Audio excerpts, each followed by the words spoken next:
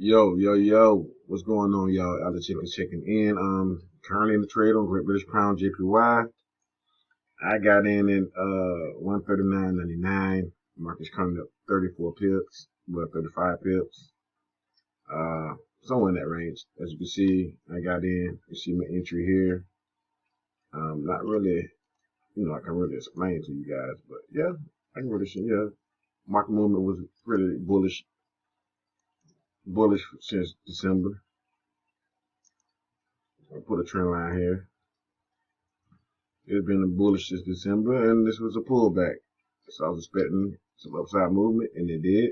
It actually went. I wish I would have got an entry. I was trying to get an entry here. I should have made an entry last night. Oh, sorry, y'all. Hold on. I'm trying to make an entry last night somewhere up in here. It didn't get low. It didn't go lower than what I thought it was gonna go, and I had a limit order in, but I was trying to get an entry there, and I didn't. I was trying to get an entry here. Matter of fact, I had an entry at 139.43. It kind of bounced and went the other way. So I'm trying to get an entry right up in that area, but beautiful trade right now. Everything's going smooth. I expect it to take out this high here. The market's been ranging. If you look at it from here to here, we got a nice range here between here and there. So I'm waiting for it to run its course and stay bullish and move to the upside. To at least, just break this high.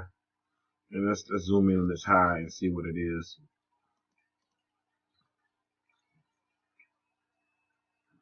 So the high was 141.39. So I'm expecting to get to somewhere near that point. Or if it's not going to get to that point, I can expect it to get here. Go to this next high at 141.21. So 141.21 to 141.39. I expect the market to get there. Maybe, I would say to this point, it will come here in this zone here. And I put it there, y'all see what happens.